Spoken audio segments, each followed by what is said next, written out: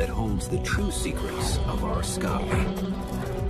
There is a mysterious dark matter that binds stars and galaxies together, and strange particles like WIMPs, axions, and machos might be to blame. And there is a dark, repulsive energy that is creating space in the universe, but driving the galaxies further and further apart to a dismal fate. Combined, dark matter and dark energy make up 96% of the universe. And uncovering their secrets is like making the one-in-a-million shot. If uncovered, the ultimate fate of the universe might be revealed. Will it crash and burn in a horrific collision of gravitational forces? Or will dark energy tear the universe apart? The betting is the universe will die in ice. Understanding these two quantities, dark matter and dark energy, is really fundamental to understanding the universe. This is a trip to the dark side of the universe. This is the hunt for dark matter and dark energy.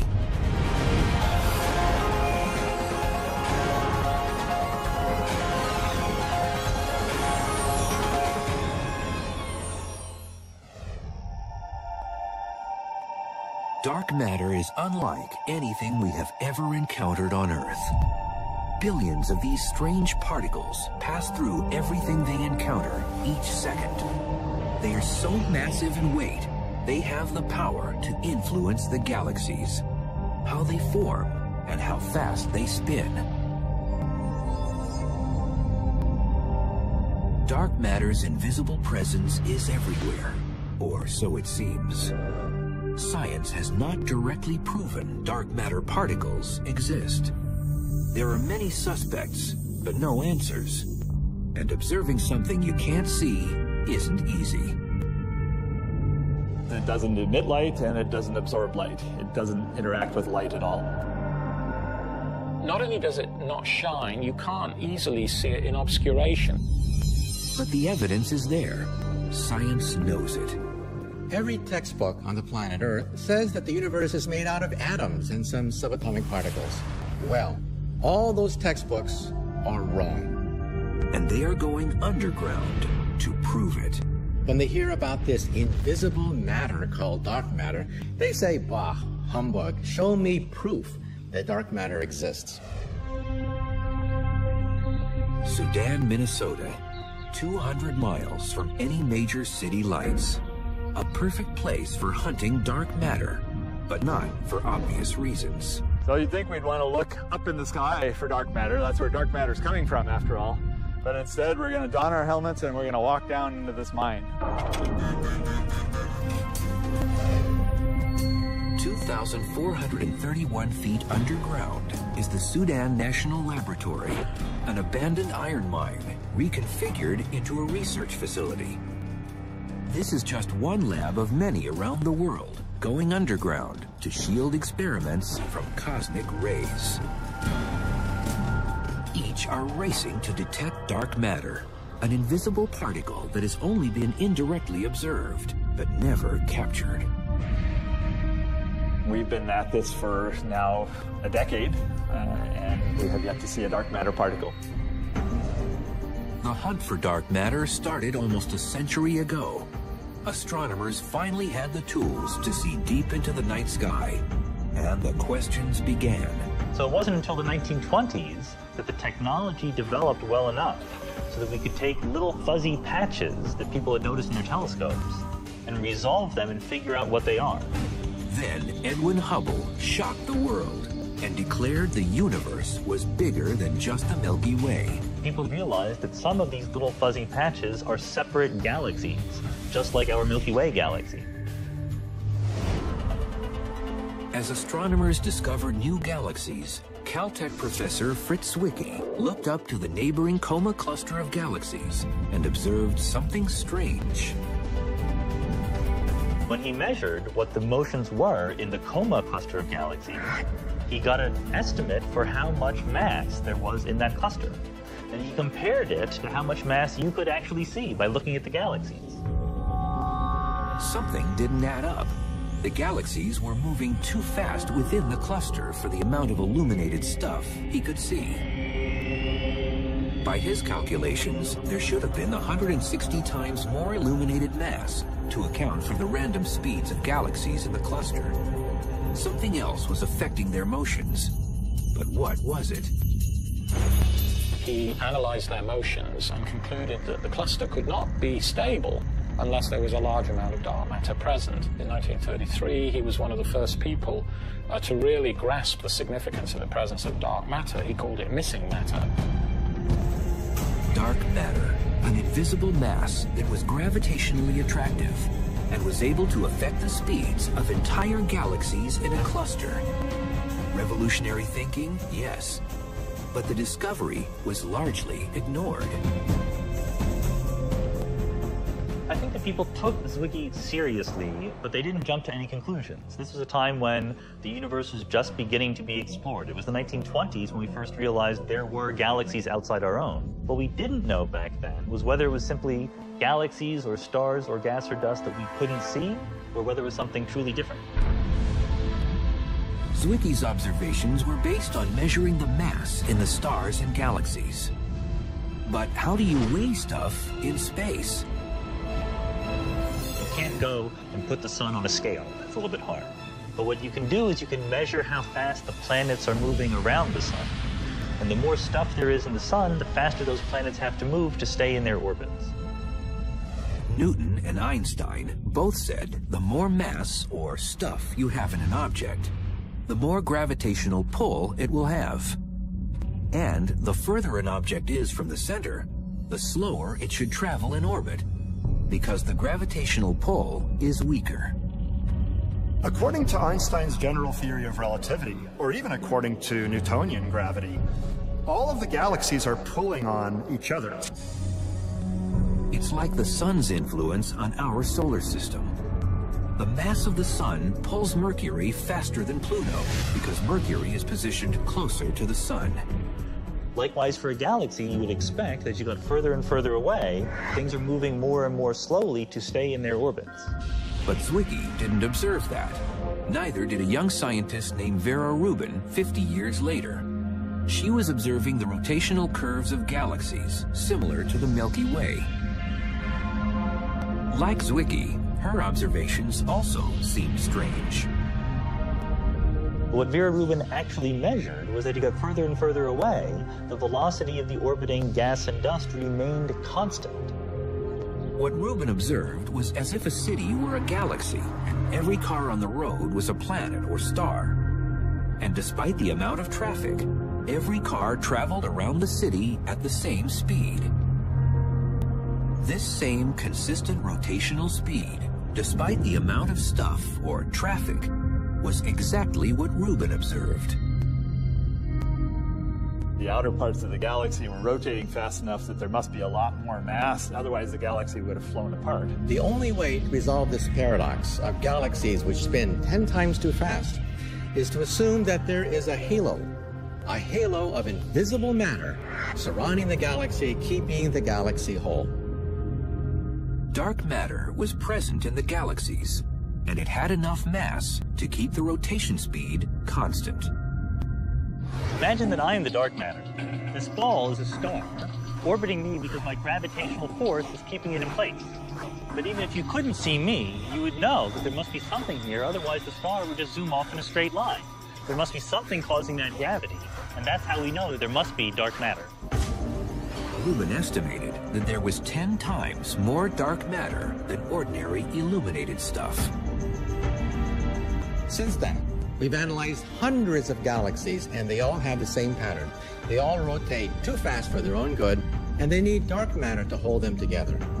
This time, science paid attention and started to wonder, what is dark matter? How do you find something that is invisible in space? They needed to see just where dark matter was hiding out in the universe. And even if they couldn't see it, science realized that dark matter exposed itself by bending light that passes through it. It's called gravitational lensing, and it's a virtual spotlight that uncovers any invisible stuff in the universe. What it does do is it does what all matter does, and that it can deflect the light ray. So a light ray can be deflected in its path by dark matter. By tracing the battered light's path, gravitational lensing detected dark matter concentrated in the halos of galaxies. Gravitational lensing proved to be infallible, and dark matter's presence was suddenly revealed. This technique of gravitational lensing is the most precise because we can actually pinpoint not just how much dark matter there is, but how it's distributed in its position on the sky. And that's because we can measure the distortion of the light rays passing through the dark matter. How do you know that your glasses are there? Because it bends light. In the same way, by looking at Hubble space pictures of the universe and looking at the distortion of light as it goes through galaxies, we actually have maps of dark matter. Most of the mass of a galaxy is from the dark matter. The ordinary matter accumulates in the gravitational field of the dark matter. But once dark matter came on the scene, scientists wondered if it was a new, undetected particle or just invisible, ordinary matter. When people found dark matter, everybody wanted to know, well, what is it, you know? And of course, the first answer is it's just the stuff that makes up you and me, but it's not shining. Scientists started to investigate objects in the universe that didn't emit light. Black holes were considered. They don't emit light, can draw matter to themselves, and are detected with gravitational lensing. It could take the form of black holes or machos, massive compact halo objects, which are basically dark, small stars that don't give off a lot of light. Machos hide out in the halo of the Milky Way and are detected by gravitational lensing. But there weren't enough to account for the amount of dark matter needed. Failed stars like brown dwarfs were also suspected. They are massive enough to make up dark matter's presence. Whatever dark matter is, there is way more of it than the ordinary matter of stars and planets. 10 times more. All of the stuff that you can construct from ordinary atoms, protons and neutrons and electrons, cannot possibly be enough to account for the total amount of matter that you see in galaxies and clusters. Scientists continued to present new suspects as the search continued for dark matter. Previously discovered exotic particles like neutrinos were reconsidered. Like dark matter, neutrinos are passing through the Earth millions of particles at a time, but they are too light to account for dark matter's effect on gravity. And scientists can recreate neutrinos in particle colliders. They also come from the sun. Axions is also another possible dark matter candidate. They were invented to explain a particular glitch in one of the particle physics theories. They would be extremely light, so you search for them in a completely different way than what we're doing. But they would also be very numerous, and so they could possibly be the dark matter. Axions are very light and are believed to have been created at the moment of the Big Bang, just like dark matter. But theories suggest that they could change to protons, while dark matter is stable. After exhausting all the usual suspects, many scientists believe dark matter is a new exotic particle, unlike anything on Earth. And billions are passing through us every second. Up until the discovery of dark matter, scientists believed the universe was made only of protons, neutrons, and electrons, the stuff everything on Earth is made of. And we know it has some mass, and we're left with something that we've not yet detected. But to be a perfect dark matter candidate, it must have certain physical properties, and none of the usual suspects were fitting the crime. So we know that the dark matter is some ponderous substance. We know that it's not moving too quickly, and we know that we can't see it. Dark matter particles are not traveling at the speed of light, and they don't interact with you and me or anything pretty well, and that's why it's been so difficult to track down these particles. And it doesn't interact with ordinary matter except through gravity. If I had some dark matter in my hand, it would have weight, but first it would dissolve right through my fingers. There aren't any candidates for cold dark matter within what we call the standard model of particle physics. Like an invisible man passing through walls, dark matter is passing through Earth billions of particles at a time, never colliding with ordinary matter. So the most popular idea for what the dark matter could be is something called a WIMP. WIMPs are weakly interacting massive particles. They have not been detected, but their characteristics match the perfect dark matter candidate. At the Sudan laboratory, the Fermilab team has gone underground, braving thousands of bats to try and capture a WIMP particle. This is called the Cryogenic Dark Matter Search. CDMS is the acronym for it. This was an iron ore mine until 1962 when it shut down. We're half a mile underground. Fermilab has designed a machine that at sub-zero temperatures can detect a dark matter particle passing through it. And its sensor is made of germanium, a dense metal jam-packed with atoms. It's a very pure block of germanium. It's got on the surface of it a pattern of tiny little thermometers, basically, that are able to detect when a particle passes through this hockey puck-sized chunk of germanium. Dark matter is streaming right through us right now without doing anything. Very occasionally, it will bump into the nucleus of an atom, and that's the signature that we're hoping to see. To get a clean dark matter hit, Fermilab needed to filter out junk from space. We would get so many particles that it would be really trying to sift a needle in a haystack. Fermilab's experiment picks up all matter that passes through this detector. The less junk in the air, the easier it will be to detect a dark matter particle. Because dark matter doesn't interact easily with regular protons and electrons, Fermilab has frozen the germanium pucks to near sub-zero temperatures. If a dark matter particle comes through and hits a nucleus, it will actually change the temperature of the crystal very slightly. And so we're looking for that tiny change of temperature in the crystal to signal that a dark matter particle has passed by. 16 germanium pucks sit in a chamber inside a clean room. So we're suited up. We're about to go into the experimental room. It's a class 10,000 clean room. That's why we're all suited up, so we don't carry in any dust, because that would cause a background for the experiment. So let's go inside. So we have scintillation counters that are catching any cosmic ray particles that get all the way down underground here. So right here is what keeps our experiment cold, that tiny little bit above absolute zero. This is a dilution refrigerator.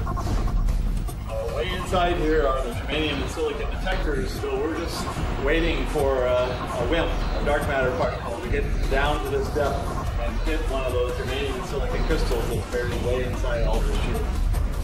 Fermilab has been visiting the mine for nearly 2 years, trying to capture dark matter. This is far harder than it sounds. Although billions of particles are passing through Earth at one time, it's a 1 in a million shot dark matter will interact with ordinary matter. Getting a dark matter particle to hit a germanium atom is like an archer trying to hit a bullseye when the target is a mile away. All these green lights indicate particles passing through the germanium and silicon detectors that we saw downstairs. These are almost certainly all background particles, but maybe it's buried in there someplace as a WIMP. But we won't know until we analyze the data. Hunting dark matter is tedious. Each day, the Fermilab team reports to the underground lab, analyzes data, and perfects their ping-pong game while waiting for the one hit that will prove dark matter exists. But for all this effort and waiting around, no dark matter has been detected by Fermilab or by anyone else. Unfortunately, we've seen precisely 0 dark matter particles so far. Any day now, we may have the announcement that physicists have captured dark matter in a bottle. We have a hypothesis. It certainly seems to explain the universe we live in, but the plain fact is we haven't yet detected this cold dark matter particle. Finding dark matter will not only give us proof of its existence, but might also answer the other big questions of space. Detecting dark matter directly will give us a window onto what was going on. 1/10,000th of a second after the Big Bang. If scientists can discover what dark matter is, they might also discover how the universe behaved early in its life. Dark matter is not only a mysterious quantity in the universe, but also it's fundamental to why we're here, in fact. It would be difficult to form galaxies and hence, the solar system and hence life on Earth.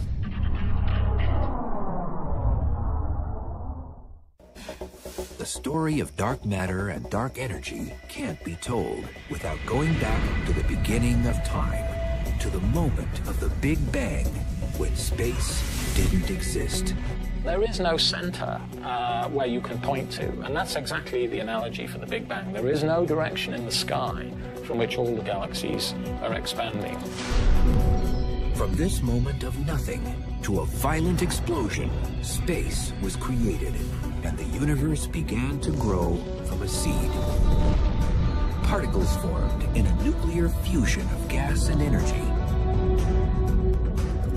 Ordinary matter was reacting with other ordinary matter.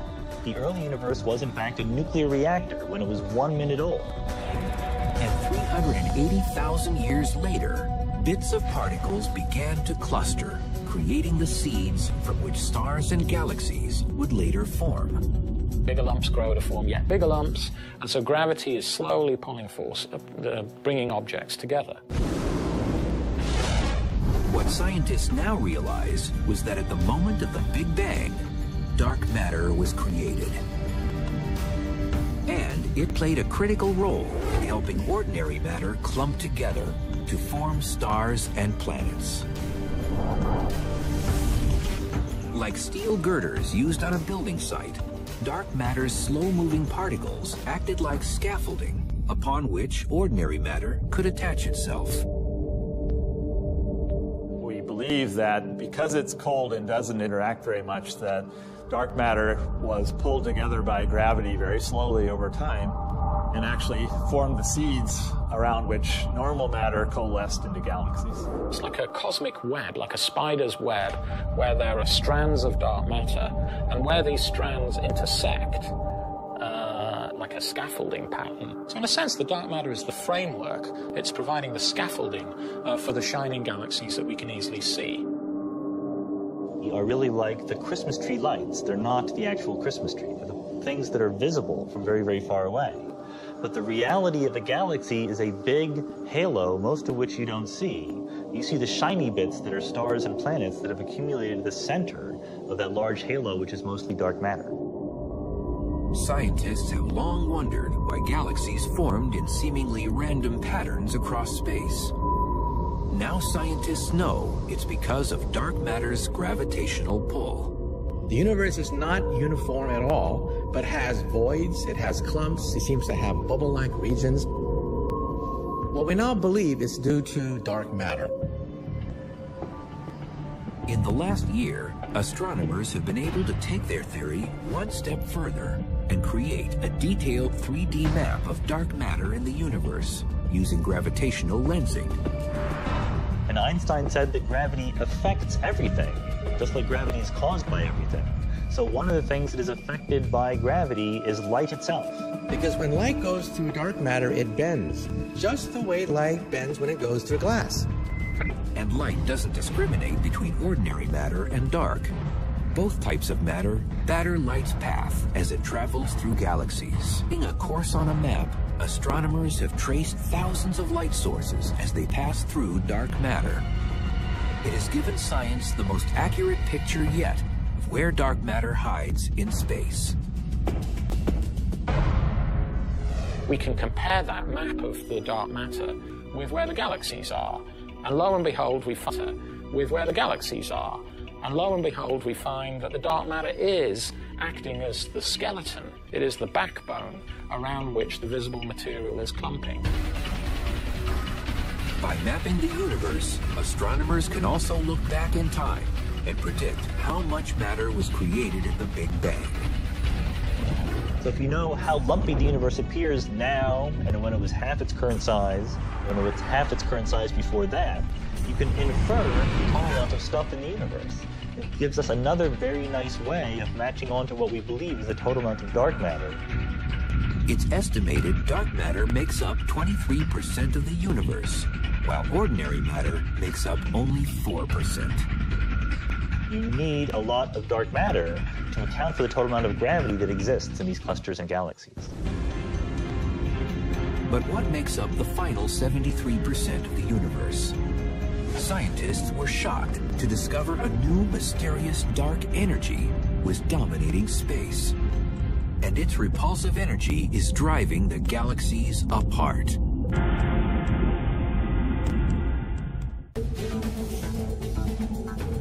Science always assumed that although the universe continues to grow in size, it would eventually slow in its expansion, or perhaps even collapse on itself. Gravity would overcome any momentum it had. But while measuring the expansion history of the universe, scientists were shocked to realize that the universe wasn't slowing down, it was speeding up. And a grim fate awaited any living thing. The universe will disintegrate, and temperatures will become so cold that any intelligent life will freeze to death. From the moment the Big Bang created the universe, space has been expanding and never stopping, carrying galaxies along for the ride. The space in between the galaxies is expanding, but galaxies are not expanding. The Earth is not expanding, the solar system is not expanding. Edwin Hubble first discovered galaxies were moving away from the Milky Way in 1929 by realizing the more distant galaxies move faster away from us than the nearby ones. He realized he could measure their velocities by studying their wavelengths through a prism. It's called measuring the redshift and is still used to measure distances in space. And he found that, in fact, the greater the distance of a galaxy right now, the greater the speed with which it's moving away from us. That is, the greater its redshift. A few years ago, astronomers decided to use redshift measurements to measure the expansion history of the universe. But how do you measure the entire expansion history of the universe? How do you travel back 12 billion years in time? We have the capability of going back in time directly to observe the past. So much in the same way as a geologist, looks at layers in the Grand Canyon, and as he goes down into lower and lower layers, looking back in history. If you look at progressively more distant galaxies, you're looking at them as they were at progressively greater times in the past. To measure expansion history, scientists used Type 1a supernovas as their standard candle.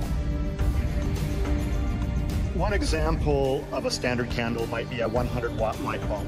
You could have a bunch of these things sitting around in your room at different distances from you. Then the more distant ones will appear fainter, and the more nearby ones will appear brighter. Type 1a supernovas are always consistently brilliant, no matter where they occur in space. A supernova is the colossal explosion of a star at the end of its life. It just goes kabam!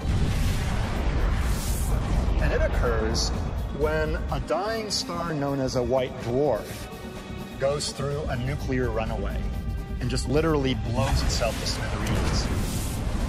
We find the Type 1a supernovae in very distant galaxies, so they look really faint, and then we compare them with Type 1a supernovae in nearby galaxies whose distances were measured using Cepheid variables or some other technique. Using these Type 1a supernovas, two different teams set out in the 1990s to measure the deceleration rate of the universe. But to capture supernovas as they occur, astronomers had to put the universe on surveillance. You can compare this a little bit to perhaps surveying a casino. So all these cameras are on all the time, and most of the time they don't find much of anything interesting, but occasionally they find what they're looking for. You have to look at lots of galaxies. So what we did is we took large telescopes with cameras that have wide fields of view, about as wide as, say, the width of the full moon. And we took many snapshots of space using this wide field camera. And each snapshot contains tens of thousands of galaxies. And by comparing the apparent brightness of the distant Type 1As with those of the nearby Type 1As in nearby galaxies, we can get the distance of the distant galaxies and hence the amount of time that we're looking back in the history of the universe.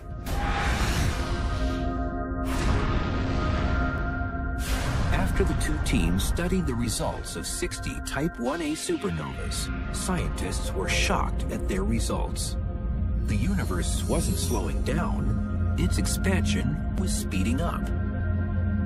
We all expected that expansion to be slowing down with time, because after all of the galaxies are pulling on one another.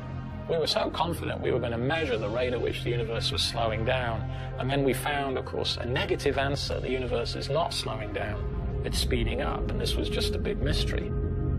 That is really, really weird. You know, we expected to measure some amount of slowdown, and instead it's expanding more quickly. That's like the wrong sign, right? We were really afraid that we had gotten completely the wrong answer. We rechecked our measurements, we checked the analysis. A bunch of people on each of the two teams did the measurements and the analysis independently and kept getting the same result. One of the greatest shocks in the world of cosmology just in the last few years has been the realization that our universe is accelerating. This repulsive force driving the universe was called dark energy, an invisible energy that was nothing anyone expected or understood. It suggests that over the largest distances in the universe, there's a repulsive effect that dominates over gravity. And dark energy was creating space, taking galaxies along for the ride. This energy that appears to fill the universe and stretch the expansion of the universe faster and faster with time is now known as dark energy. So here I throw the apple, and initially it's decelerating, and then dark energy makes it accelerate away from me. So you throw the apple, and it just zooms away faster and faster with time. Like the apple forever traveling into space, galaxies are being carried away as more space is created.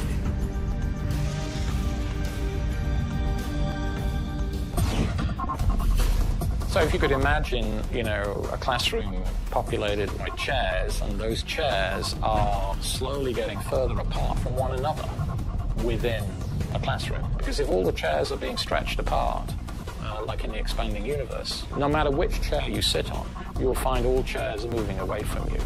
So the chairs are not really expanding. In fact, the chairs are the same size, really. What's happening is that the room is getting bigger. The space in between the chairs is being stretched apart. More space is being created in between the galaxies. So you have individual galaxies remaining of constant size in a universe where all of space is getting bigger and bigger. Dark energy is very different from dark matter. It doesn't clump up like galaxies do in clusters or like stars do in galaxies. Instead, it appears to be pretty uniform, and we find the same amount of acceleration no matter which direction we look at. It's probably smooth, although some people believe there may be structure in its distribution and its influence. Dark energy is the energy of the vacuum, the energy of nothing. Even nothingness has energy, and it's pushing the galaxies apart, creating a runaway universe. It appears dark energy and dark matter have been at war with one another since the beginning of time. Science believes dark energy was created along with dark matter at the moment of the Big Bang. It has always existed in the universe, but gravitational forces of dark matter kept it in check, slowing down the expansion of space during the first 9 billion years of time. This changed 5 billion years ago when the universe grew big enough so that dark matter was dispersed throughout the universe, and dark energy wasn't so affected by dark matter's pull. As a result, the universe began to expand at an accelerated rate. Dark energy is a constant term. That was probably very insignificant when the universe was hot and dense in the beginning, so it doesn't really matter whether dark energy is there or not. It is there, but it just plays no role at all. And then as the universe gets cooler and less dense and bigger, so gravity becomes less important, and then dark energy takes over. It's a property of space that we don't yet fully understand. As the universe expanded, astronomers realized dark energy won its struggle with dark matter and started the acceleration 5 billion years ago. So there came a time, about 5 billion years ago, when the dark energy started dominating over the attractive matter in the universe. So in a sense, if you plot the force versus time, the gravitational attraction is declining with time, the repulsion is increasing with time, and about 5 billion years ago, the two curves crossed, and that's when the universe started accelerating in its expansion. Dark energy is fundamental to understand because it tells us where the universe is going. What's the fate of the universe? Is it going to expand forever and get cold and dark? Or is there, some end in sight? Dark energy now drives the expansion of the universe, and it doesn't seem to be stopping. The repulsive effect of the dark energy increased because the more space there is between galaxies, the greater is the cumulative effect of the dark energy, the repulsive effect. And individual galaxies seem destined to a lonely existence. So it looks as if this is the end of everything. Surprisingly, the theory of dark energy was proposed and discarded long ago from one of physics' greatest minds. He called it his biggest blunder. His name was Einstein, and he might have been onto the greatest discovery of the 21st century 80 years before anyone had a clue. Science now understands that dark energy is creating and expanding space. But in the early 20th century, astronomers believed the universe was only as big as the Milky Way and would never grow in size. But Einstein had just formed his theory of relativity and decided to test it on the static universe. But as hard as Einstein tried, he could not balance his equation to equal a static universe. His calculations showed a universe that must either expand or contract. He realized that if you had a universe that was smooth, that was uniformly distributed with stuff, his theory unambiguously predicted that it should either be expanding or contracting. So Einstein proposed a repulsive vacuum energy that would hold the universe in balance with attractive gravity. He called it his cosmological constant, a constant energy that would hold the universe in balance. He introduced the cosmological constant, or dark energy, to hold the universe static.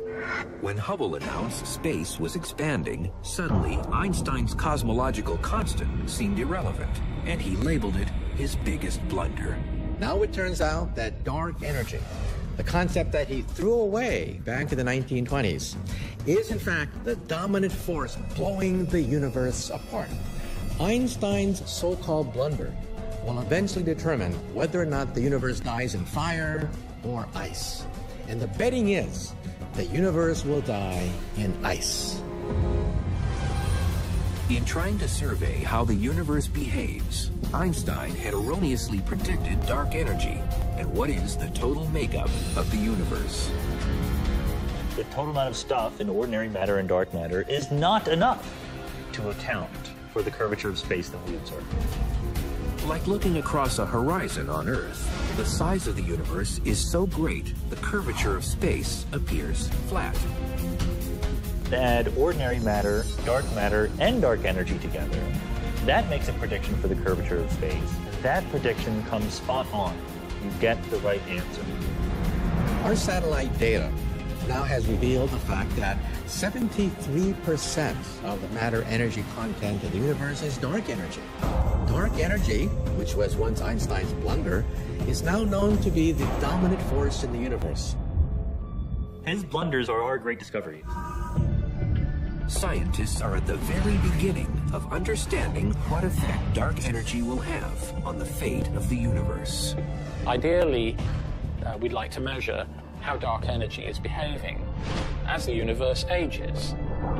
Eventually, when the dark energy completely dominates over dark matter, the universe will enter a stage known as exponential expansion, for every given unit of time, it'll double in size. And unless the dark energy changes sign someday and becomes gravitationally attractive, the fate of the universe is to expand forever, more and more quickly with time. We don't understand, if the vacuum energy is driving the acceleration of the universe, why it has the amount it does. That is one of the deepest puzzles remaining in theoretical physics today. Trillions of years from now, it's going to be a very lonely place. We'll look up in the sky, and the skies will be practically dark. The oceans will freeze over, and it looks as if this is the death of all intelligent life. It looks as if dark energy and the laws of physics are a death warrant to all intelligent life in the universe. In discovering dark matter and dark energy, science is one step closer to defining the theory of everything. One equation that will define the entire workings of the universe. Once we have the theory of everything, we'll be able to answer some of the deepest questions ever since man and women first looked at the heavens. This could be the crowning achievement of 2,000 years of investigation into the laws of nature ever since the Greeks asked the question, what are things made of? For now, dark matter and dark energy continue to be the greatest cosmological questions of the 21st century. It's certainly frustrating, yes. I mean, it's humbling, too, to know that, all we know about physics is restricted to normal matter, and yet there's all this other dark matter and dark energy that we really understand very little about. It's the beginning of a new era, and the mysteries